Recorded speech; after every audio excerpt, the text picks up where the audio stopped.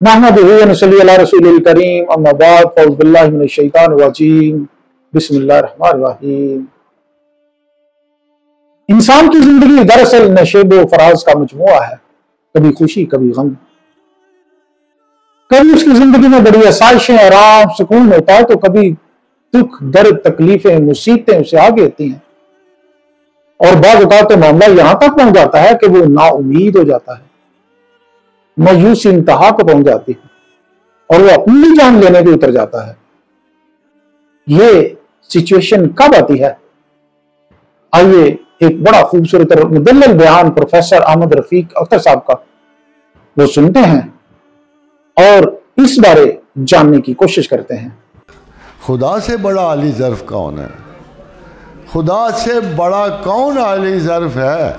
अगर दुनिया का एक अच्छा बंदा हमारी गलतियां माफ़ कर देता है और हमारी सज़ाएं मुअत्तल कर देता है, तो ये को खुदा से बड़ा तो आली ज़र्फ नहीं होंगे ना। ये तो खुदा हम सब को माफ़ करे। Remember this.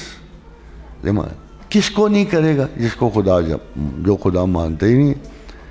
देखो, जब खुदा की तरफ आ ही कोई नहीं रहा, जा ही कोई नहीं रहा, कोई फीलिंग ही नहीं है, और कहते आई डोंट बिलीव गॉड। अच्छा, नहीं करते ना करो भाई, तुमको खुदा पर कमंद फेंक लोगे अगर नहीं करो तो। खुदा कहते हैं ना कुरान में, नहीं मानते हो ना मानो, फांसियाँ दे लो अपने आप को, फिर तुमने सुसाइडल ही होना है।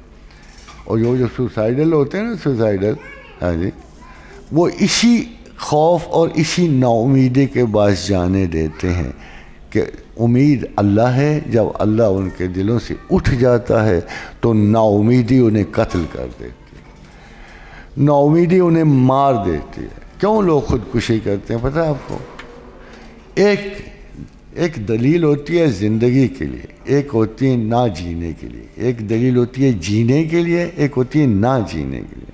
जब हम अपने जहन में हर वक्त कैलकुलेट करते रहते हैं, is it important for us to live? वो कहता है मेरे पास घर के पैसे नहीं है किराए के, मेरे पास बच्चों के दूध के पैसे नहीं है, मेरे पास कोई मिल्कियतें नहीं है, मेरे पास ये भी नहीं है, वो भी नहीं है। वो कहते हैं it's better to die then to live. तो आर्गूमेंट किधर चली गई? मौत को चली गई ना, मायूसी को चली गई, खौफ को चली गई कि अगर मैं इसी तरह ज़िंदा रहूँगा तो मैं अपनी ज़िंदगी की बला में गिरफ़्तार रहूँगा और मैं हमेशा आज़ुर्दगी की हालत में, तो मुझे क्या ज़रूरत है मैं सारी उम्र परेशान हाल में ज़िंदा रहूँ। तो इसलिए वो चाहता है यार जान छुड़ाओ, कल भी मरना है, आज ही जान छुड़ाओ, फारग होकर घर चलते बनो। मगर दूसरी तरफ एक शख्स है कि जो इस उम्मीद पे ज़िंदा होता है कि मेरा रब मौजूद है, मेरा आका मौजूद है, मेरा वारिस मौजूद है।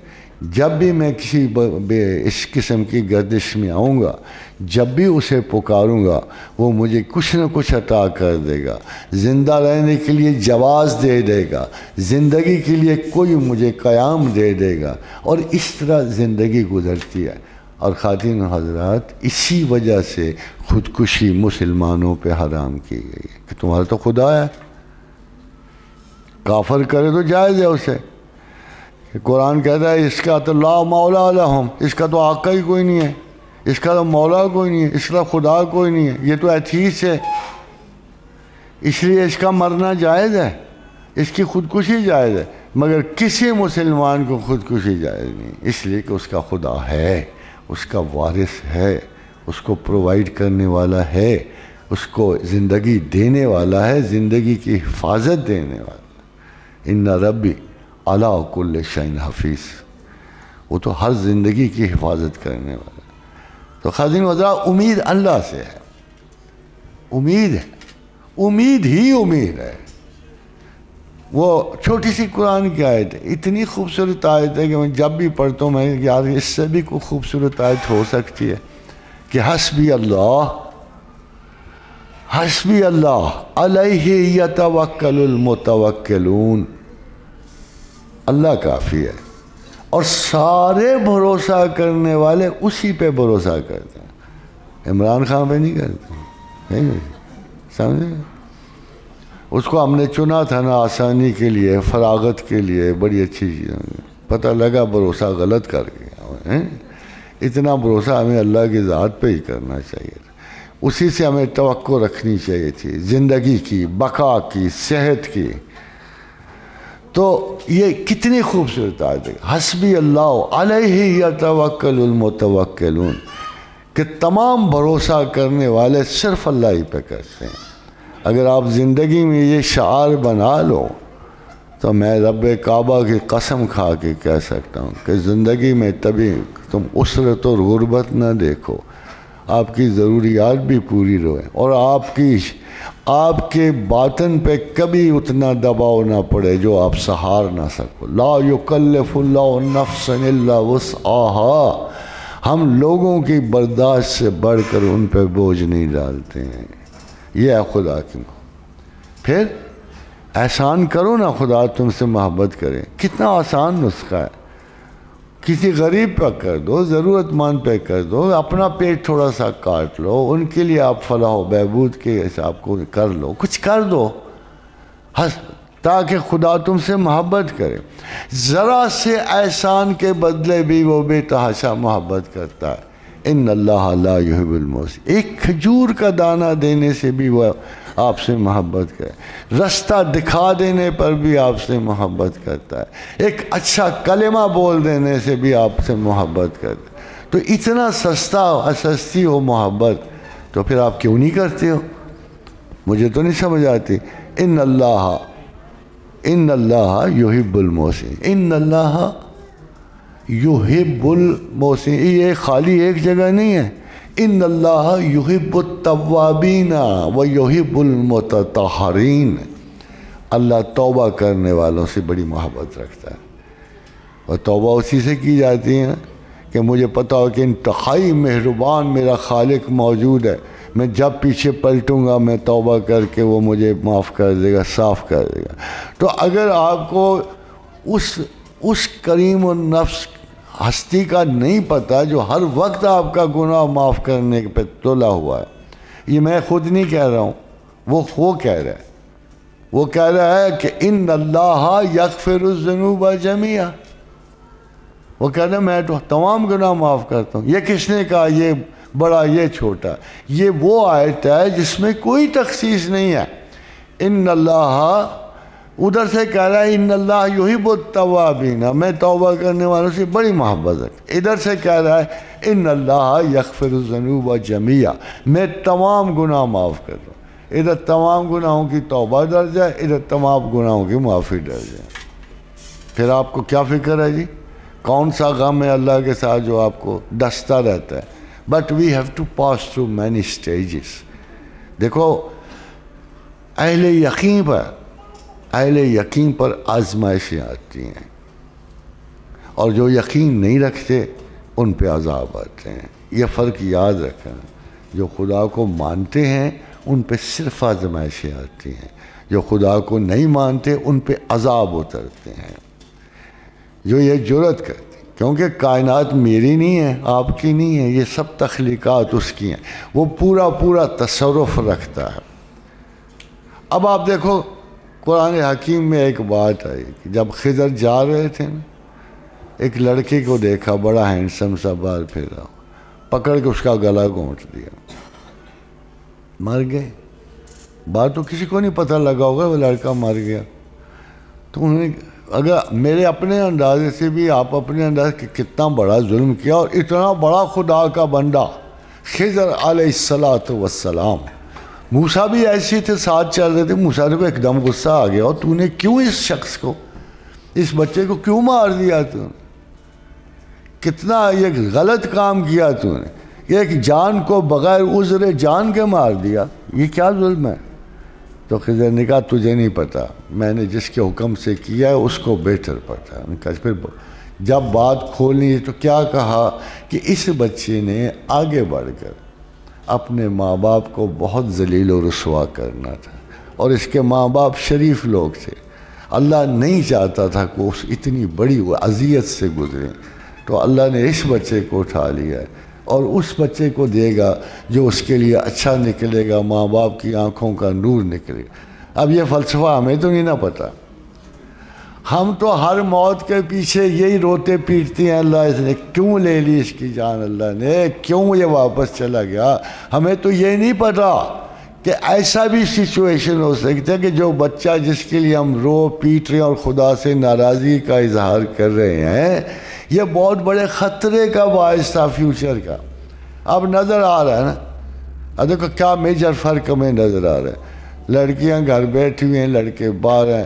میں نے چھوٹی سی مدت میں یہ اس جگہ گجر خان میں صرف کو میرے خیال 50 کے قریب ینگ بوائز مرتے دیکھیں موٹر سائیکلوں کے چکر میں، موٹر سائیکلوں کے چکر میں موڑوں پہ جا کے تیز رفتاری سے مر جاتے ہیں۔ ہمیں افسوس ہوتا ہے، ہمیں بھی افسوس ہوتا ہے، مگر جو آج اس قدر زیادہ جرأت اور نازیبا قسم کی، کبھی کسی کا موٹر سائیکل اٹھا لیا، کبھی کرائے پہ لے لیا، جو ان کا حق نہیں بنتا، ان کا ڈرائیونگ کا حق نہیں بنتا، اگر وہ اتنے خطرات سے دوچار ہو کے ماں باپ کو بھی پریشانیوں میں ڈالتے ہیں، اپنے آپ کو بھی زندگی ان کی تباہ ہو جاتی ہے، تو پھر حکمت ربانی کا تقاضا یہی ہوتا ہے کہ you should teach your children some thing.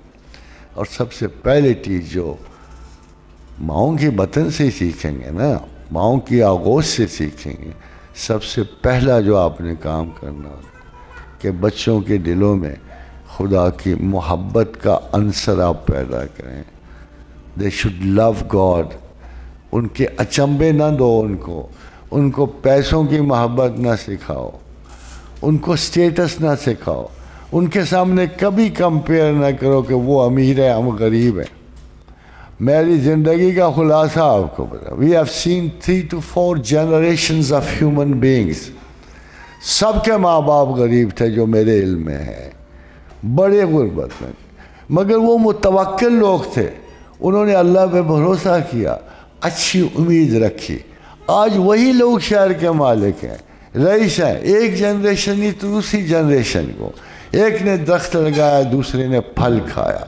مگر جن لوگوں کے پاس یہ چیز نہیں تھی، انہوں نے نیگیٹو ریئیکشنری اپروچز کے ساتھ ساری زندگی اپنی بھی تباہ کی، ماں باپ کی بھی تباہ کی۔ یعنی پہلے وہ بیچارے اچھے تھے، جب سے یہ دوڑ لگی ہے نا دوسرے کو دیکھنے کی، یہ جیلسیز شروع ہو گئی ہیں، اس کے پاس یہ ہے میرے پاس یہ نہیں ہے، یہ ساری ہیوز اور ہیو ناٹس کی جنگ ہے۔ ہیوز اور ہیو، جن ملکوں میں انقلاب آیا نا، آپ کو ان کا حال ہی نہیں پتا، اللہ نے ابھی اس حال تک آپ کو نہیں پہنچایا۔ خان صاحب رہے تو پہنچ جائیں گے مگر ابھی نہیں۔ اب دیکھو کہ رشیا میں انقلاب آیا، لاکھوں نہیں بلکہ کروڑوں لوگ مارے گئے۔ کیوں مارے گئے؟